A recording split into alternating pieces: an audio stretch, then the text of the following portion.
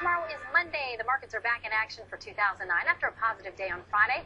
They're going to be in for a real test now. We're going to get the first wave of corporate news and a spate of economic reports as well, including unemployment figures. Wall Street traders will have their first chance to rally back from the most tumultuous trading year since the 1930s. Last week, the Dow and NASDAQ ended last week up on a slight uptick. The Dow was up 6.1%. The S&P 500 gained 6.8%, and the NASDAQ rose 6.7%. Well, times are tough for traders and investors alike, but there are some things that you can do to try to keep your balance in check. No tricks, no gimmicks, just a few simple steps that can help you have a more prosperous 2009. Joining me is Dave Ballard to tell us about these. He's a certified financial planner and president of Champion Financial Planning Group. Thanks so much for coming in today. Thank you, Shannon. I appreciate it. All right, so we're not talking about get-rich-quick schemes. We're talking about good, sound principles, starting out with we need a budget. Absolutely. And budgeting can be as intimidating to a lot of people as preparing personal tax returns, but it doesn't need to be. It doesn't need to be over complex.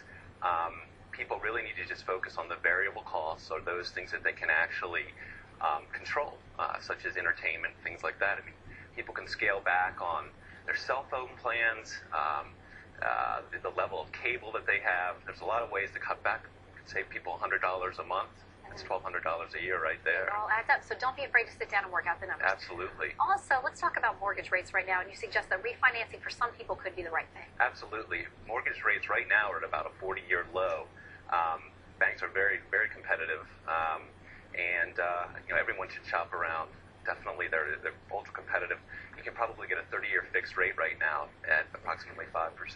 Now, do you have to have a perfect credit score, or can a lot of people have access to refinancing? Sure. Well, underwriting requirements have gone up, so credit could be an issue. If you find that your credit is a problem, then get a free credit report. There's a million websites that'll offer that, and work on getting higher. I expect rates to be low for some time, so you do have some time to refinance. Okay, and if you're not good about being disciplined, an automatic savings situation may be good for you. Get that set up. Absolutely. If you can't save, let your employer do it. Anybody that has an employer that offers direct deposit can have direct deposit to multiple accounts. Have $25, $10 a month, whatever it is. I think the key with it is whatever is truly manageable to that person. Just be honest with yourself. And have it directly deposited. It's very painless. And while you're doing that, you still have to be focusing on the long-term picture. We want people to continue to look at their retirement as well. Absolutely, absolutely. Saving for retirement is somewhat of a no-brainer because contributions are, well, first of all, they reduce taxable income, and that's savings right there. They grow tax-deferred. And in most cases, employers will match a certain percentage of the contributions you make. So you're making money. Absolutely. Okay, so if you do have investments out there, how should you be looking at those? What considerations should you be making going into a new year?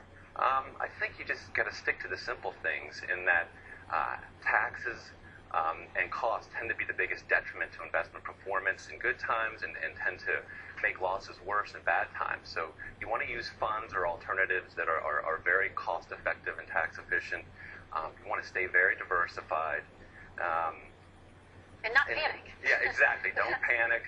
Don't chase hot funds. Stick with managers that have time-tested philosophy and have done well in both good and bad times. Every decade has its debacles, and the market is always resilient in the long run. Good advice and good words to remember to calm folks down. Dave Ballard, thank you so much. Thank you very much, Shannon. I appreciate it. Well, while Americans are focused on the slumping economy, the eyes of the world are on Gaza, where Israeli troops are now taking hold. UN Secretary General Ban Ki-moon is calling for an immediate stop to the ground operation